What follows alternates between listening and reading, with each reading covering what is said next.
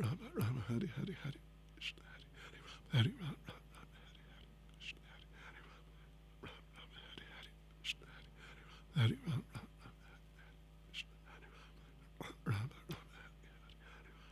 Rama Hare Hare Rama Rama Hare Hare Krishna Hare Rama Rama Hare Hare Rama Rama Hare Hare Rama Rama Hare Hare Krishna Rama Rama Hare Hare Rama Rama Hare Hare Krishna Hare Rama Rama Hare Hare Krishna Krishna Krishna Hare Hare Hare.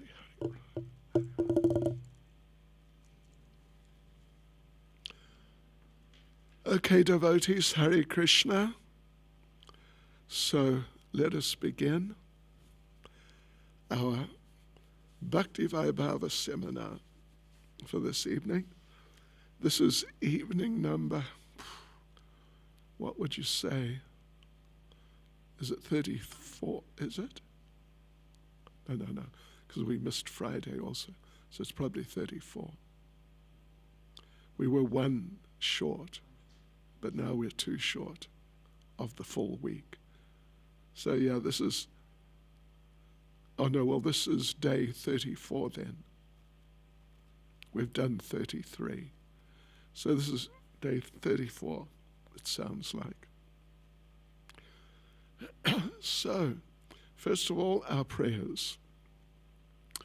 Nama Om Vishnu Padaya Krishna Prestaya Bhutale Shrimati Bhakti Vedanta Swaminiti Namane Namaste Saraswati Deve Gauravani Pracharne Nera Vishesha Shunyavadi Paschatyadesh Shri Krishna Chaitanya Pramanachananda Shri Advaita Gadadha Shivasati Gaura Bhaktavrinda Hare Krishna, Krishna Krishna, Hare Hare, Hare Rama, Rama Rama, Hare Hare. So welcome, devotees. And this evening we're beginning chapter 9. Oh no, wait a minute, this should be... Anyway, you can figure it out. Day 35, yeah, it's day 35. So we're starting chapter 9 of the first canto. You know, of course, Friday we're missing because it's Janmashtami. So I don't know if we're going to get through the whole. There are 49 verses in the whole chapter. It's not a short chapter. So anyway, if we don't get through them all, we'll just carry on next week. So, okay, here we go, devotees. First of all, an overview of the sections. Yeah, so there are 5 sections in this chapter. Section A is called Setting the Scene for Bhisma's Passing. Setting the Scene for Bhisma's Passing. And it's from verse 1 to verse 11.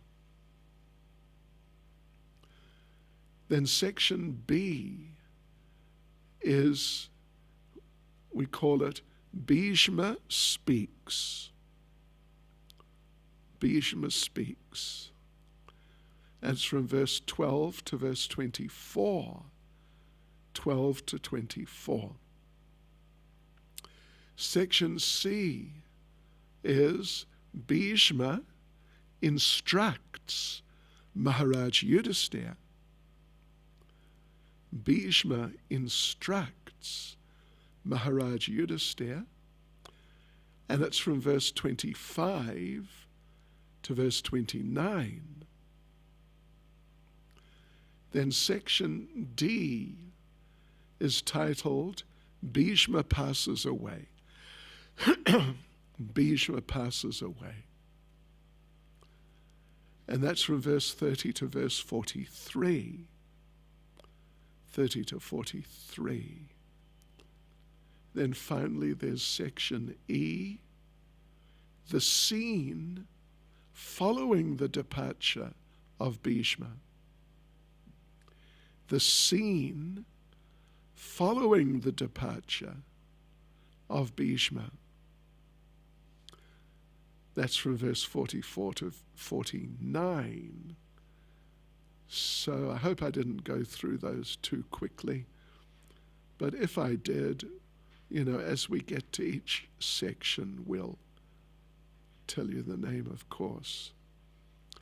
So, okay, let's begin with section A, setting the scene for Bhisma's passing, verse 1 to verse 11. Here's the translation. Sutta Goswami said, being afraid for having killed so many subjects on the battlefield of Kurukshetra, Maharaj Yudhisthira went to the scene of the massacre. There, Bhishma Dev was lying on a bed of arrows, about to pass away. Whoa, yeah, that's pretty powerful, isn't it? So, as we said last week, Krishna covered the intelligence of Maharaj Yudhisthira so that Yudhisthira would not even accept what he said, or Vyas, or the other sages assembled. So, yeah, this is pretty much this purport is just a summary of the chapter, really. Let me just read it. In this 9th chapter, as it's willed by Lord Sri Krishna, Bhishma Dev will impart instructions to King Yudhisthira on the subject of occupational duties. Bhishma Dev will also offer his last prayer to the Lord on the verge of passing away from this mortal world, and thus become liberated from the bondage of further material engagements. Bhishma Dev was endowed with the power of leaving his material body at will, and his lying down on the bed of arrows was his own choice. This passing away of the great warrior attracted the attention of all the contemporary elites, and all of them assembled there to show their feelings of love, respect, and affection for the great soul. Oh, actually, I'm sorry. We're meant to read the translations of the verses. That's what we do. So, yeah, let me just read through the verses, the translations. I'm sorry about that. So, verse 2.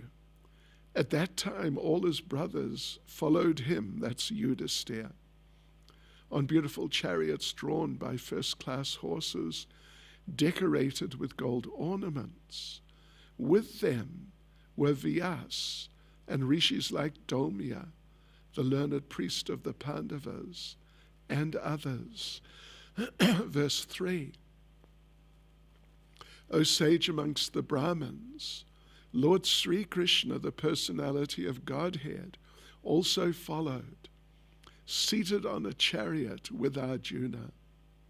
Thus, King Yudhisthira appeared very aristocratic, like Kuvera, surrounded by his companions, the Guhyakas. Verse 4, seeing him, Bhishma, lying on the ground like a demigod, fallen from the sky, the Pandava king Yudhisthira, along with his younger brothers and Lord Krishna, bowed down before him, Lord Krishna too.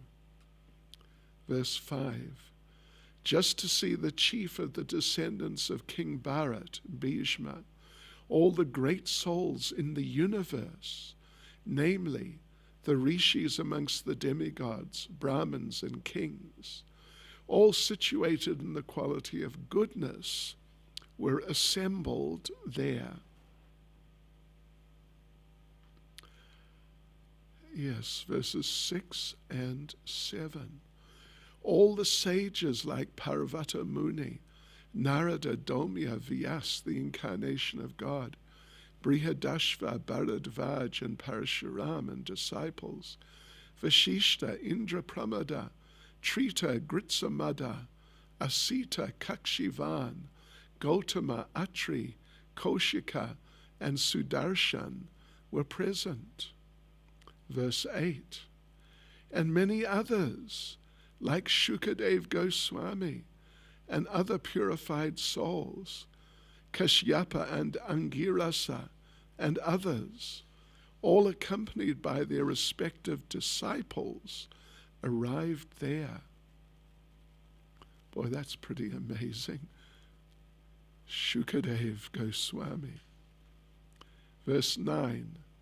Bhisma Dev, who was the best among the 8 Vasus, received and welcomed all the great and powerful rishis who'd assembled there, for he knew perfectly all the religious principles according to time and place.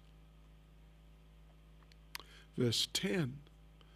Lord Sri Krishna is situated in everyone's heart, yet he manifests his transcendental form by his internal potency. This very Lord was sitting before Bhisma Dev, and since Bhisma Dev knew of his glories, he worshipped him duly. And finally, in this section, verse 11, the sons of Maharaj Pandu were sitting silently nearby, overtaken with affection for their dying grandfather. Seeing this, Bhisma Dev congratulated them with feeling. There were tears of ecstasy in his eyes, for he was overwhelmed by love and affection. So that's the end of the first section. Just the verses. Next section, Bhisma speaks, begins with verse 12. Okay, so let's go back. And we already looked at verse 1, and the purport we read was just a sort of synopsis of the whole chapter. And verse 2, which has no purport. At that time, all his brothers followed him on beautiful chariots, drawn by first-class horses, decorated with gold ornaments. With them were Vyas and rishis like Domya, the learned priest of the Pandavas, and others. Verse 3. O sage amongst the Brahmins, Lord Sri Krishna, the personality of Godhead, also followed, seated on a chariot with Arjuna. Thus King Yudhisthira appeared very aristocratic, like Kuvera, surrounded by his companions, the Guyakas. So, as you can see if you're following this in your book, there's a very short purport here. So, first point is, Krishna wanted the Pandavas to be there so that Bhisma could be happy at the time of his death. Yes, to see that his very dear grandsons are fine and established as the rulers, specifically Yudhisthira, actually. So particularly, Yudhisthira appeared very aristocratic. Yes. Looking like Kuvera. Kuvera is the richest of all the demigods. He's the treasurer of the demigods. Yes. And the procession, it was really a major procession with even the Supreme Personality of Godhead there. It's pretty amazing. Yeah. And that all gave such an air of grandeur, you could say, to Maharaj Yudhisthira, that he's being followed by people like this. Vyasadeva himself, and various others. So let's see, verse 4. Seeing him, Bhisma, lying on the ground, like a demigod fallen from the sky, the Pandava king Yudhisthira, along with his younger brothers and Lord Krishna, bowed down before him. Yes. So,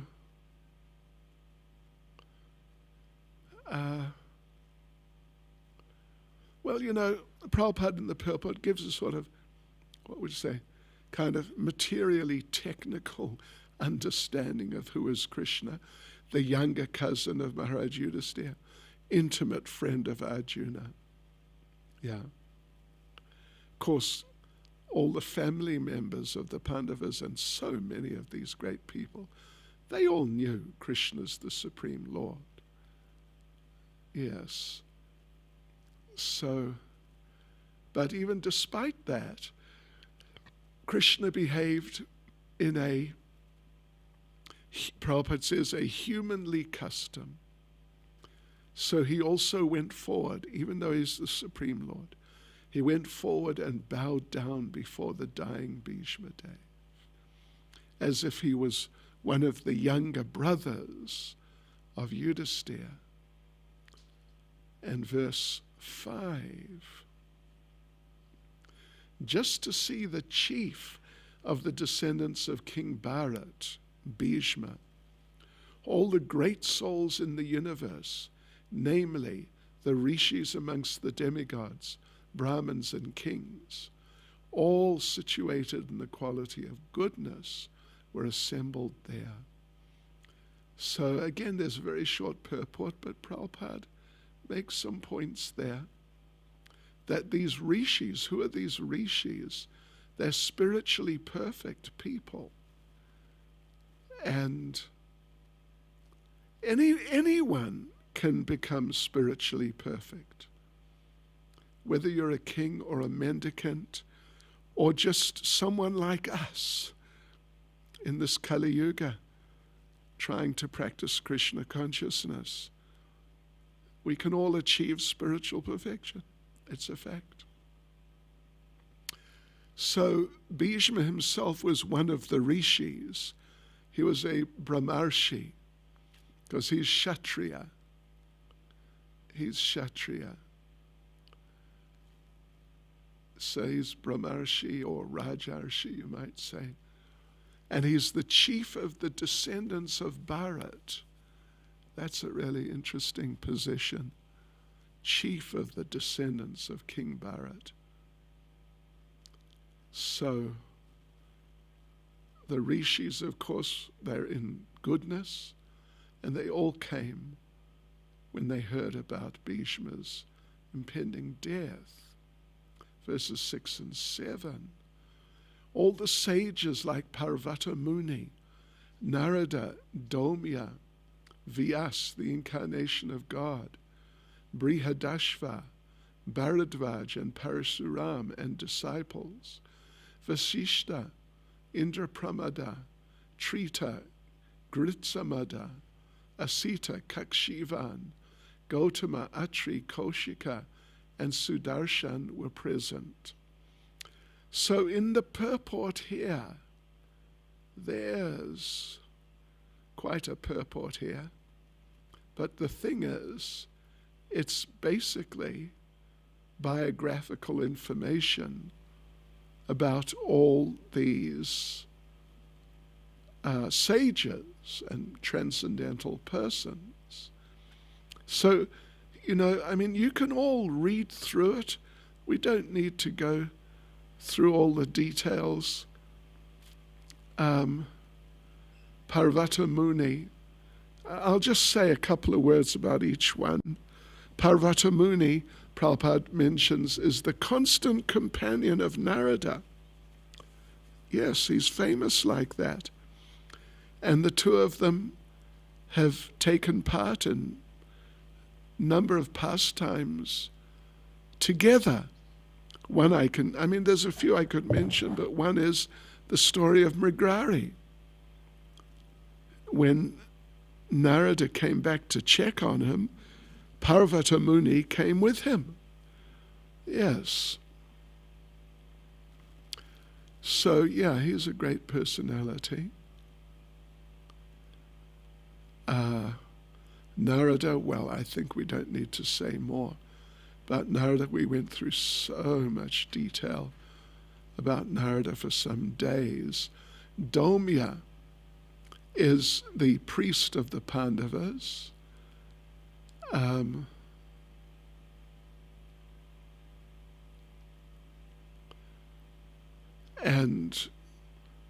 He's their priest. So he gives them instructions at different times. Vyasadeva, again, we don't really need to say more about Vyasadeva because we already discussed Vyasadeva a whole lot. Brihadashva, he's an ancient sage who used to meet Maharaj Yudhisthira now and then. First he met him in Kamyavan. Bharadvaj, one of the 7 great rishis. He was present at the time of the birth ceremony of Arjuna. Yes, his ashram is still there at Prayag.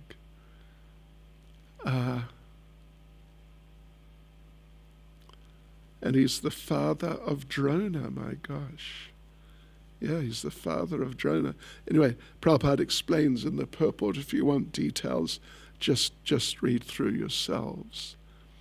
Then Parasuram, of course, is very famous. He's the son of Maharshi Jamadagni and Renuka. He's a Shakyavesh avatar, and he's famous for killing 21 generations of the Kshatriyas, my gosh.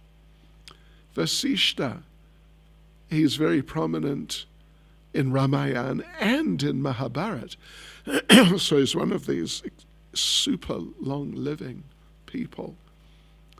And there's the whole story about the Prabhupada calls it the tension between him, Vasishta, and Vishvamitra, about the wish-fulfilling Kamadhenu, wish-fulfilling cow.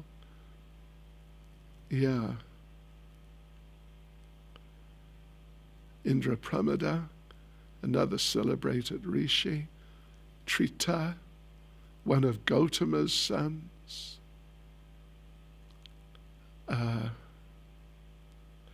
Great sages. They've gone to Brahmaloka, it seems. Gritsamada, someone you don't really hear much of. Close friend of Indra, one of the sages of the heavenly kingdom, as great as Brihaspati, used to visit Yudhisthira.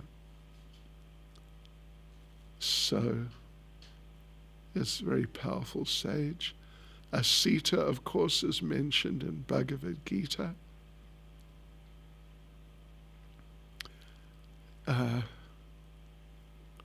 Yes, Kakshivan is another son of Gautama.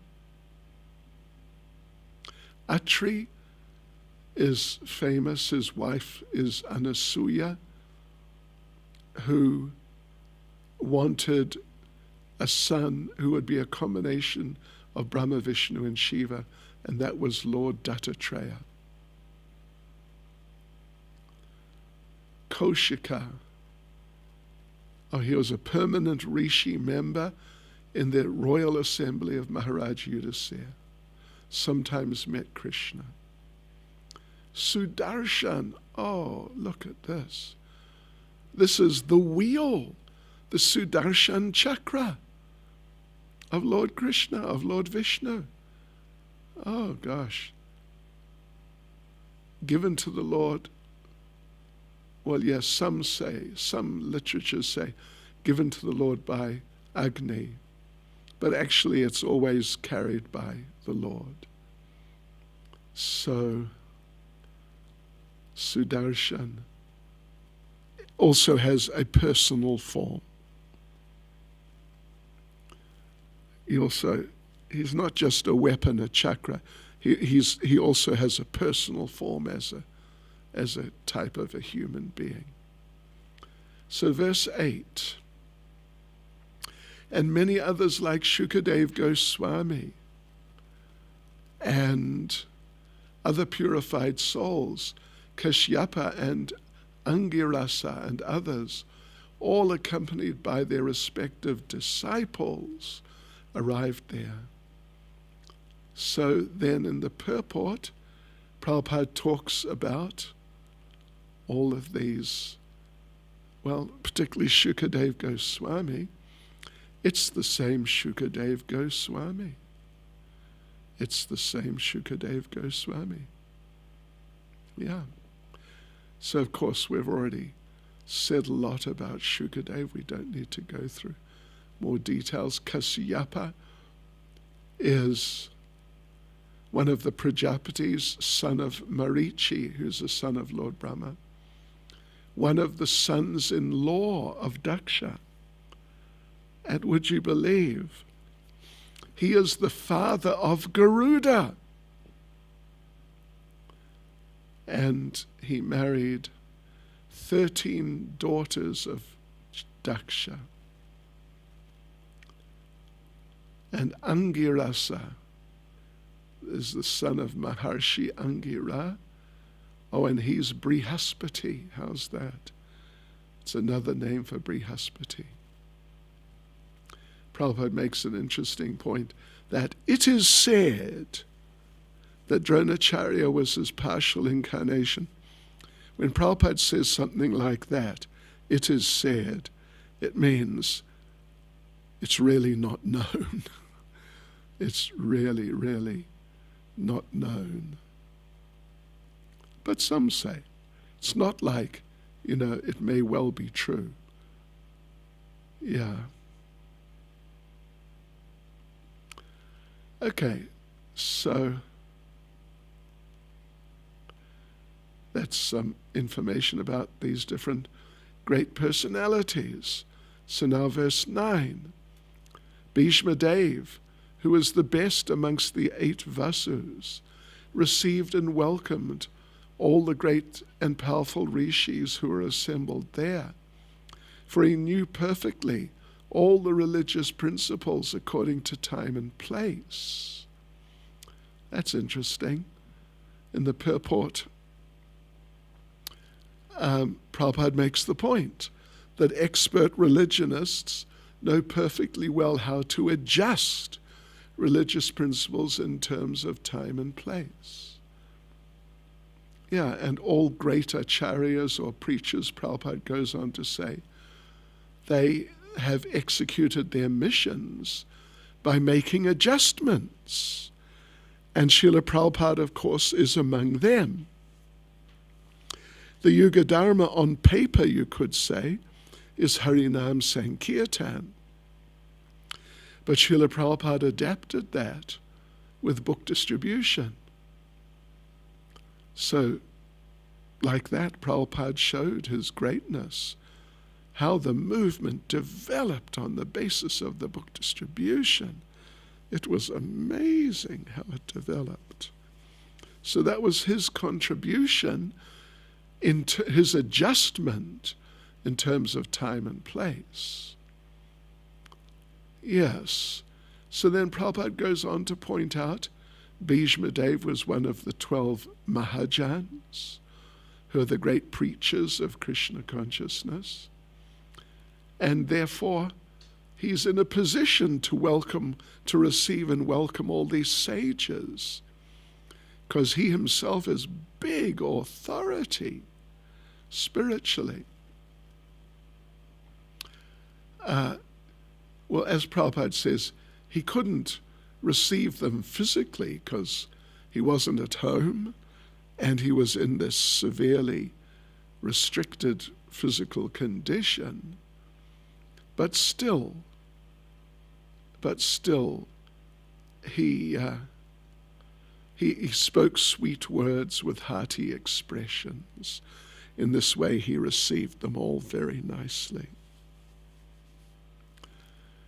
So, Prabhupada, on that basis, Prabhupada concludes the purport by saying, one can perform one's duty by physical work, by mind and by words, and he knew well how to utilize them in the proper place, and therefore there was no difficulty for him to receive them, although physically unfit. Yeah. All right, and on to verse 10. Lord Sri Krishna is situated in everyone's heart, yet he manifests his transcendental form by his external potency. This very Lord was sitting before Bhisma Dev, and since Bhisma Dev knew of his glories, he worshipped him duly. Right, so again it's another really quite short purport, but Prabhupada makes some points. The Lord is omnipotent. He's situated everywhere, as the verse says, in everyone's heart. But he's present in Goloka. He's present in everyone's heart, even with every atom. But then he has a personal relationship also with each of us. So it's all very amazing. And he comes to this material world and manifests his eternal transcendental form by his internal potency. It's always good if you students can really try and grasp the internal potency, the marginal potency, the external potency.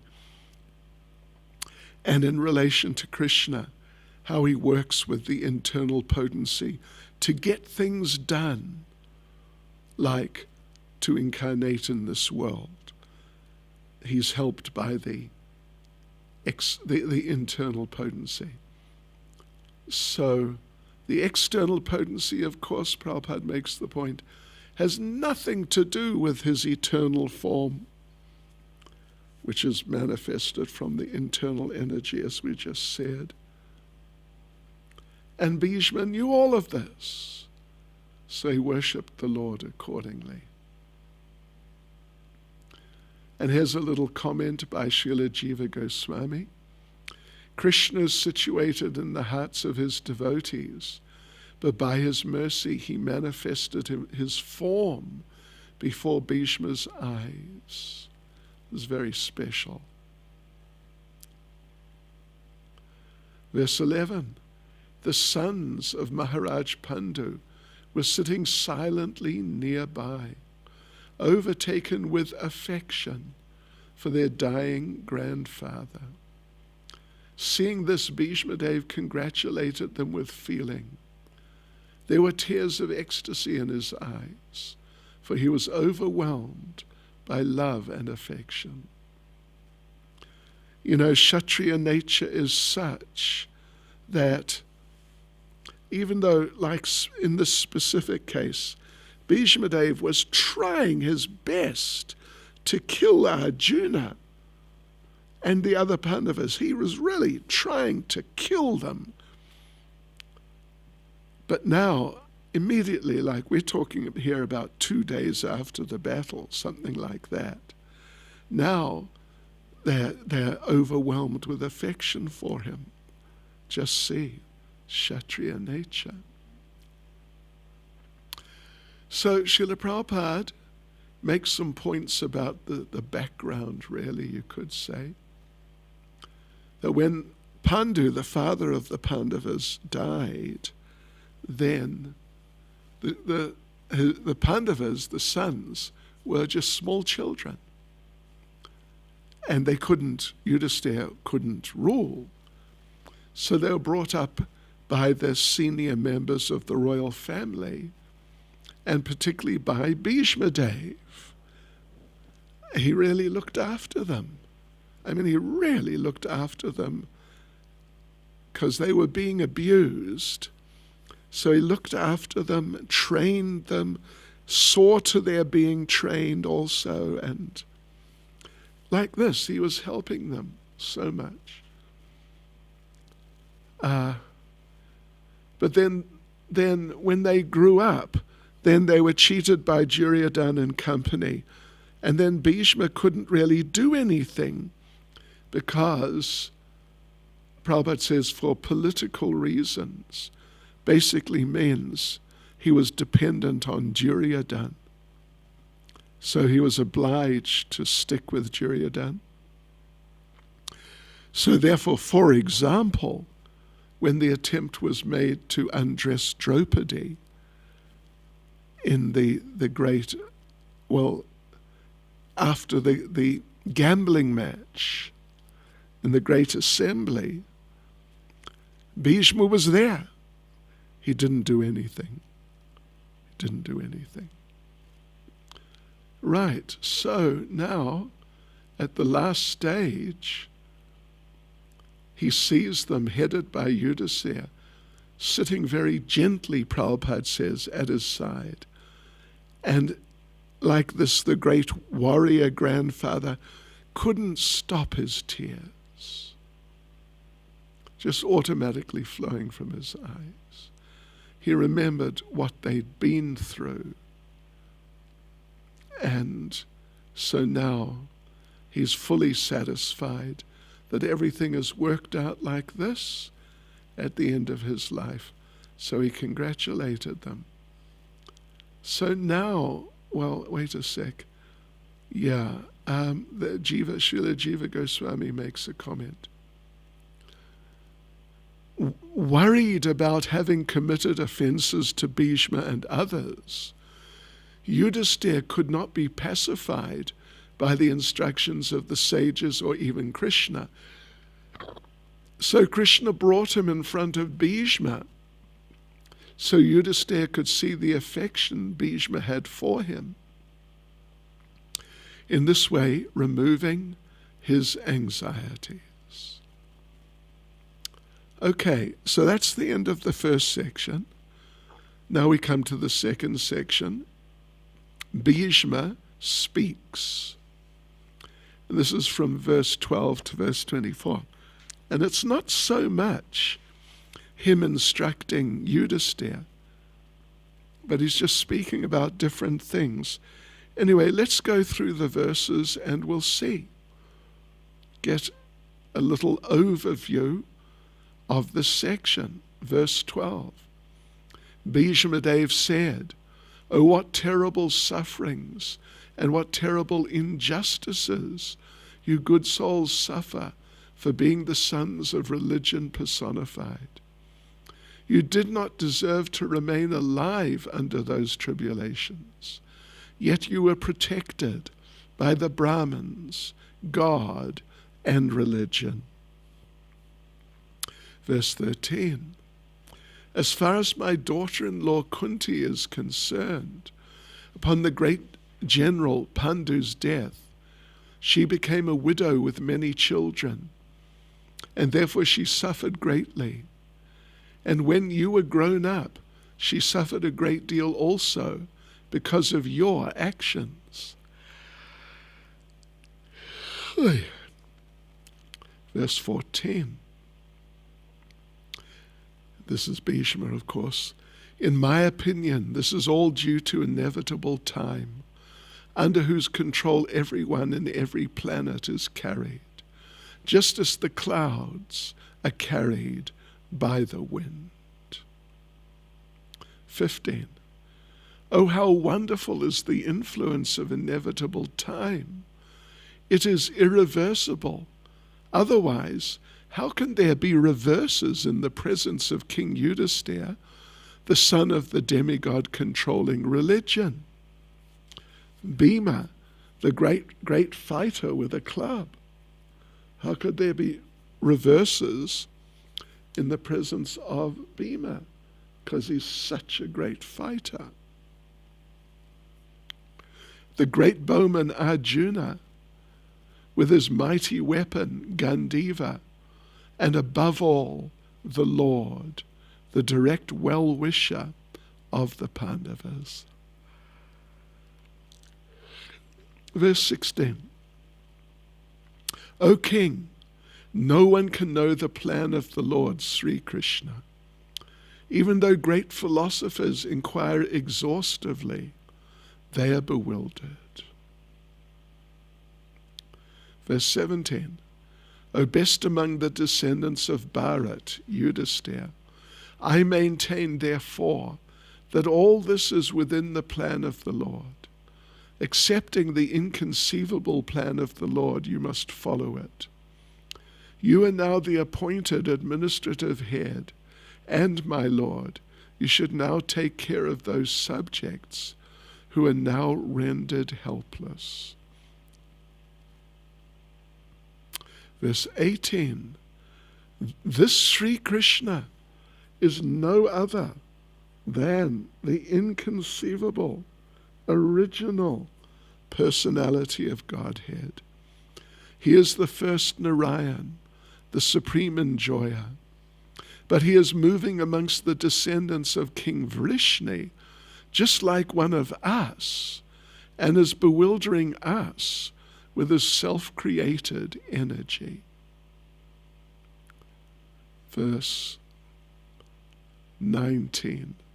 O King, Lord Shiva, Narada the sage amongst the demigods, and Kapila the incarnation of Godhead, all know very confidentially about his glories through direct contact. Verse 20.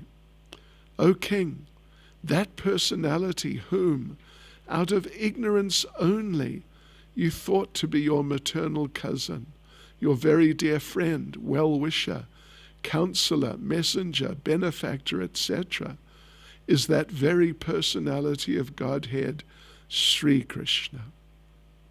21. Being the absolute personality of Godhead, he's present in everyone's heart. He's equally kind to everyone, and he's free from the false ego of differentiation. Therefore, whatever he does is free from material inebriety. He is equibalanced. 22.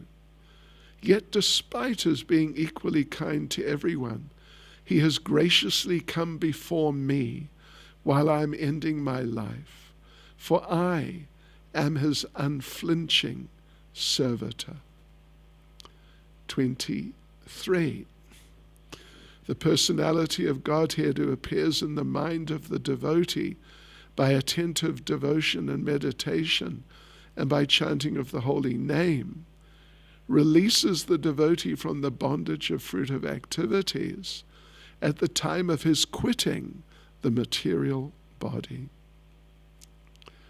And 24. May my Lord, who is four-handed, and whose beautifully decorated lotus face, with eyes as red as the rising sun, is smiling, kindly await me at that moment when I quit this material body. And it's just about to happen, actually. Okay, so back to verse 12, right?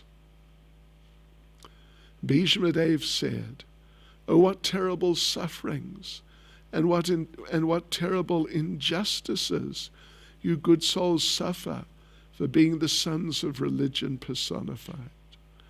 You did not deserve to remain alive under those tribulations, yet you were protected by the Brahmins, God, and religion."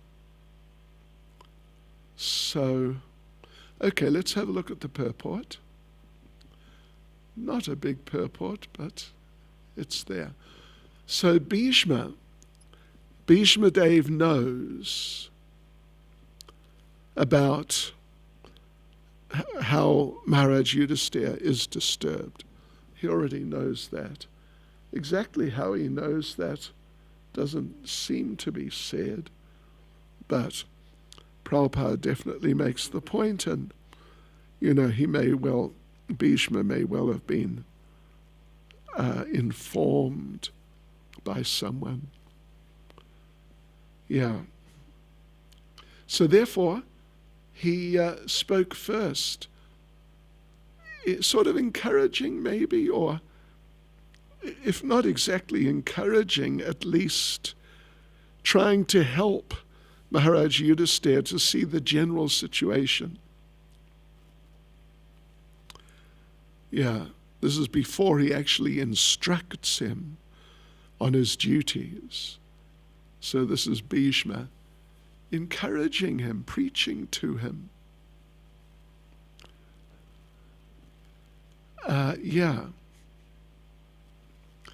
So Yudhisthira was put into difficulty unjustly only. The battle was fought to counteract this. Therefore he doesn't need to regret the great massacre. And then he also pointed out, Prabhupada mentions, Yudhisthira, you are protected by the Brahmins, the Lord, and religious principles. And as long as anyone is protected by these three things, they have nothing really to worry about. Yes. So in this way, Bhishma tried to console Yudhisthira. And yes. Then Prabhupada makes the point, as long as a person is fully in cooperation with the wishes of the Lord, guided by the bona fide Brahmins and Vaishnavas, and strictly following religious principles, one has no cause for despondency, however trying the circumstances of life. So as a Mahajan, one who's got just a very profound understanding of these types of considerations, he's impressing this point on Yudhisthira, on the Pandavas. And Jiva Goswami makes an interesting point in his purport, a grammatical point actually. In the Sanskrit,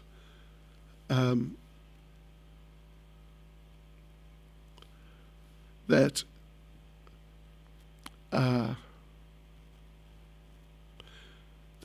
Bhishma is addressing Yudhisthira actually,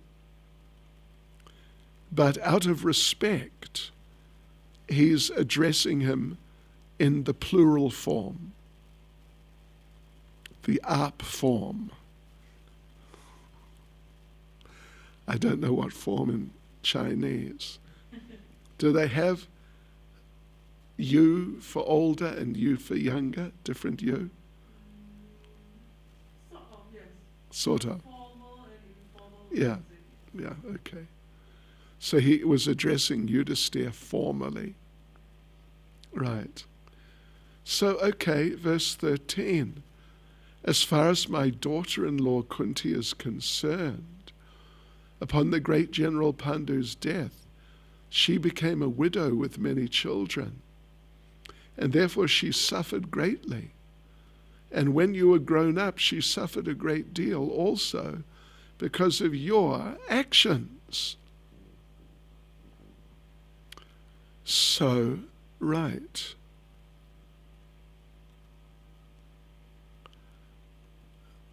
Let's see. So, yeah, Prabhupada says, Kunti's sufferings were doubly lamented. First of all, she suffered because she became a widow early, and then, she had to get her children grown up. But then the second suffering was when they were grown up, then different things happened. They did different things. you know, Yudhisthira got involved in the gambling match. He really shouldn't have done that. But it affected her also. So she was affected in both cases. And Prabhupada concludes the purport by saying, this means that she was destined to suffer by providence, and this one has to tolerate without being disturbed. Verse 14. In my opinion, this is all due to inevitable time, under whose control everyone and every planet is carried, just as the clouds are carried by the wind. Yes, time. Prabhupada in the purport points out how time is dominating everything within the universe. Yeah. All the planets, the big planets, the sun, the clouds, the air. So the inevitable kala or time controls even the action of the air and other elements. So therefore everything is controlled by the supreme kala, kala meaning time, a forceful representative of the Lord within the material world. So therefore, Yudhisthira shouldn't be sorry for the actions of time.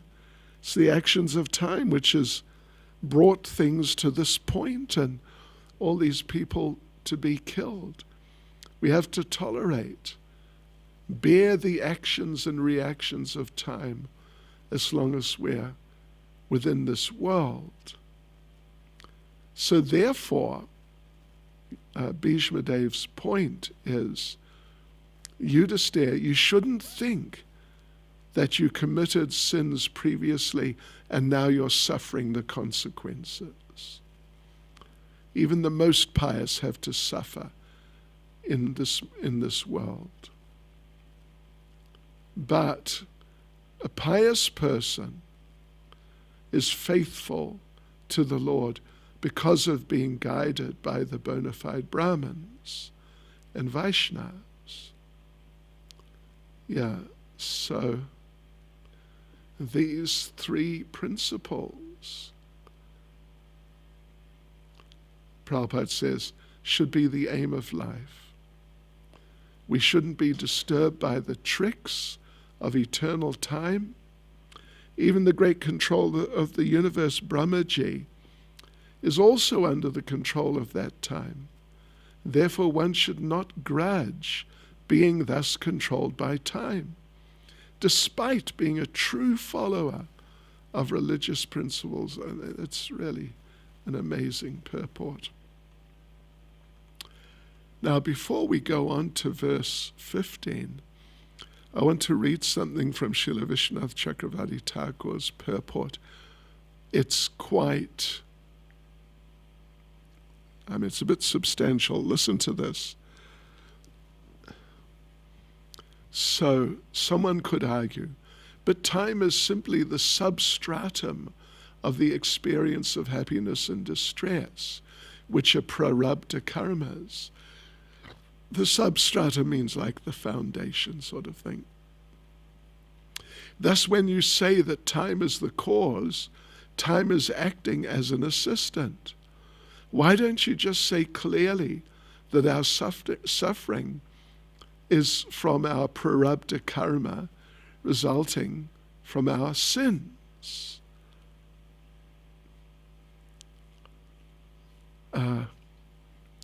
And the answer to the question is, Yudhisthira is well known as the direct incarnation of Dharma. If Dharma, Yudhisthira, has prarabdha karmas, how can he have any sense of Dharma? The cause is not karma, but time, which cannot be counted and cannot be explained. I don't know if you got that. The suggestion is that that it's not time which has caused all these sufferings. It's karma. It's karma. Yudhisthira's karma.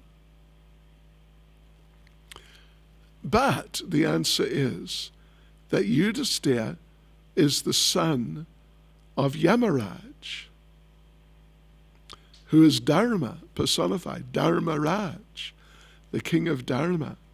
So if Dharma has prarabdha karma, how can he have any sense of Dharma? What do you think of that point? Do you get that? If Dharma is under the influence of karma, then how can Dharma understand Dharma? If a person who is Dharma personified has, heavy prarabdha karmas, which is what Yudhisthira thinks, super heavy, then how can the personality of Dharma have an understanding of Dharma? Because he'll be dominated by his karma. The cause is not karma, but time. So verse 15, I hope you got that point. Did you get that point? Sort of? No. Anyway, think about it. I already talked about it twice. Verse 15. Oh, how wonderful is the influence of inevitable time. Otherwise, so this is now the second verse about time. Otherwise, how can there be reverses in the presence of King Yudhisthira, the son of the demigod controlling religion? Bhima, the great fighter with a club, the great bowman Arjuna with his mighty weapon Gandiva, and above all the Lord, the direct well-wisher of the Pandavas. This is amazing, isn't it? So he's trying to convince Yudhisthira, and I think he's doing a pretty good job of, first of all, convincing him that don't feel that you're responsible and you're going to get so much karma. Then he's going to instruct him in Kshatriya duties. So, right, in the purport, Prabhupada makes the point that materially and spiritually the Pandavas had everything. Materially, because Bhima and Arjuna were there, they're just these great warriors. And spiritually, Yudhisthira himself was religion personified. And the point, just to repeat it, is how can religion personified have bad karma from doing some nonsense? If he's religion personified, means the perfection of his life is the perfection of religion. How can he have sinful activities? What do you think of that? He can't, because he's religion personified. So therefore it must be time and not karma. Right. So yeah, he was religion personified, plus Bhima and Arjuna were there as warriors, and then above all, the Supreme Personality of Godhead was there as well-wisher, and the whole thing was his plan. So in other words, despite four things, they still had so much trouble. First thing, the power of their piety. Second thing, the power of their personalities, or their power as Well, Prabhupada says the power of their personalities, the power of their expert management, and the power of weapons under Krishna's supervision. But still they had to face so many reverses. So therefore, it can only be explained as being the influence of Kala, of time, which is the Supreme Personality of Godhead. Yes. And therefore, Prabhupada says, Kala is identical with the Lord himself, and therefore the influence of Kala indicates the inexplicable wish of the Lord himself. There's nothing to be lamented when a matter is beyond the control of any human being. Like if we're trying to do some service, we're trying to do something challenging and difficult, but then it becomes so difficult that we can't really do it. Then there's nothing to be lamented for, because it's beyond our control. It's in the hands of the Lord, and if that's the way he wants it, we have to go along with it. So, verse 16, O King, no one can know the plan of the Lord, Sri Krishna. Even though great philosophers inquire exhaustively, they are bewildered. So, now here, Prabhupada explains, Bhisma is, Prabhupada says, completely negating the bewilderment of Maharaj Yudhisthira about his so-called past sinful activities. Yeah, and the resultant, as if whatever difficulty they went through is just the results of their previous karma. So Bhisma wanted to impress upon Yudhisthira that since time immemorial, no one, even Shiva or Brahma, can understand the real plan of the Lord. So what can we understand? Not a lot. So in other words, the sufferings, Prabhupada says, the sufferings of the Pandavas were never due to their past deeds. It was the Lord executing his plan. That's what it was all about. To establish the kingdom of virtue with Maharaj Yudhisthira, the pure devotee, eternal associate of the Lord as the king or the emperor. Yes.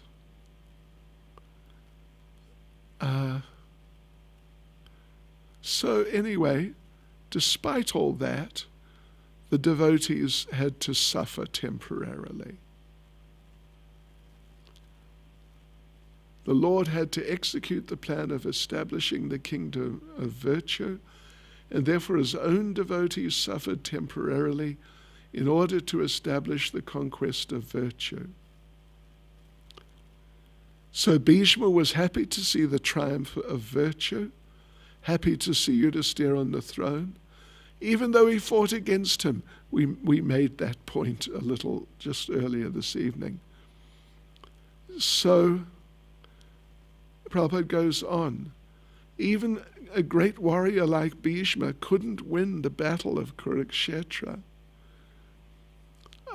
because the Lord wanted to show that vice cannot conquer virtue regardless of who tries to do it. Even if Bhisma tries to do it, conquer virtue on behalf of vice, the Lord wanted to show that this can't happen.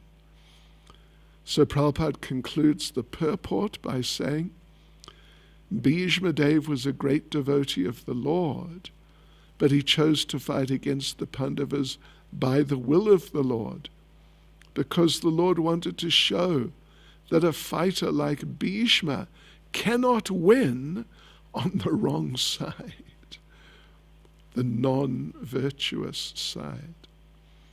So, again, Vishwanath Chakravarti Thakur gives a substantial thing here. So what should I conclude? This is Yudhisthira asking. What am I meant to make of this? So here is the general conclusion. Everyone agrees that no one can interfere with the plans of Krishna, and no one can even understand what his plans are, even today. No person, starting with Brahma and Shiva, knows the plan of the Lord. What to speak of me? That's the conclusion that Yudhisthira should come to. But then the doubt arises. Maybe no one knows, but inquiry is necessary. Does he want to give us suffering? Does he want to give us joy? Does he want to give us suffering and happiness? It cannot be the first, because then his quality of being affectionate to his devotee would be cancelled. The first was, does he want to give us suffering? And the answer is no, because his quality of being affectionate to his devotee would be cancelled. Then the second one, does he want to give us joy? It cannot be that, because we haven't seen any happiness. We haven't seen any happiness. Then the third option,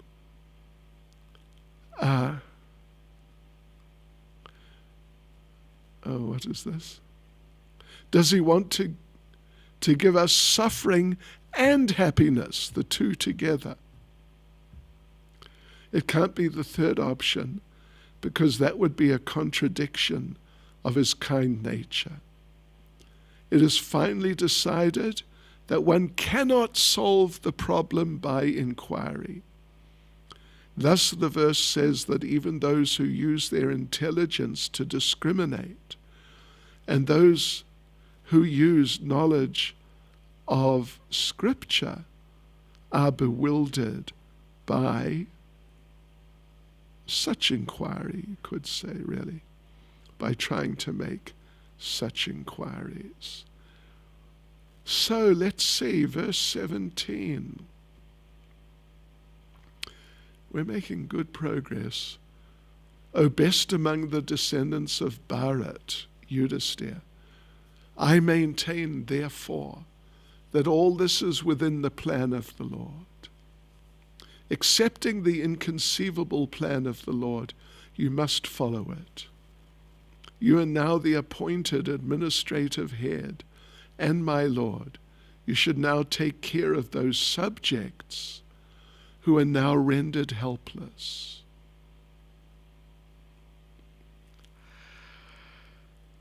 Right. So there's an analogy here regarding the very first thing said that Prabhupada says in the purport. This is the analogy, and it's the beginning of the purport. The popular saying is that a housewife teaches the daughter-in-law by teaching the daughter. Similarly, the Lord teaches the world by teaching the devotee. That's the analogy from this 1917 that you should try and remember. So, Prabhupada makes really some interesting points here. It's really amazing. The devotee doesn't have to learn anything new from the Lord, because the Lord teaches the sincere devotee always from within. That's always there. Whenever, therefore, a show is made to teach the devotee, instead of just everything being revealed from within, but some whole show is made to instruct the devotee, as in the case of the teachings of Bhagavad Gita, it's for teaching the less intelligent men. It wasn't for teaching Arjuna, because the Lord had put Arjuna in illusion. Not that Arjuna had fallen into illusion somehow or other by his own mistake or something. He was placed in illusion by Krishna. So seeing the devotees are usually instructed from within the heart by the Lord. When something dramatic like, the Bhagavad Gita, speaking Bhagavad Gita happens, it's not for the pure devotee. It's for the teaching the less intelligent men. Yeah. So therefore, when there's difficulty, the devotee has to ungrudgingly accept tribulations from the Lord as a benediction. Ungrudgingly. We shouldn't think, oh, Krishna, why are you doing this? What are you doing, Krishna? That's being grudging. So Bhisma has instructed the Pandavas, accept responsibility for the kingdom without hesitation. So many people now are unprotected because, it was really just the Kshatriyas who fought, and the others who can't fight, they didn't fight, and now there's no one to protect them because they can't really protect themselves. Yeah. So therefore Bhishma is telling the Pandavas, you must take that responsibility to protect those people. Yeah. Prabhupada concludes the purport by saying, a pure devotee of the Lord accepts tribulations as favors from the Lord. Since the Lord is absolute, there's no mundane difference between the two. And there's also something here from Srila Vishwanath Chakravarti Thakur. But how can you say that it's all dependent on the Lord and that no one knows the plan of the Lord when the Lord is at this moment right in front of you? How can you not know his plan when you can ask him?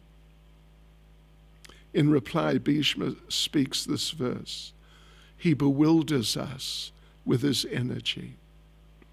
Even if asked by Bhishma, the Lord will not speak, but instead will evade him by answering, am I so intelligent? Even if he says something, he still bewilders everyone. Therefore his plan is to be followed, but is not subject to inquiry.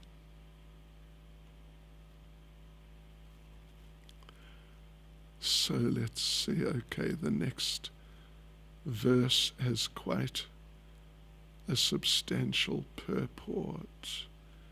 Yeah, so we won't be able to go through it in time. So there you go, devotees, let us finish. Tomorrow we'll start with 18. Srila Prabhupada Ki Jai.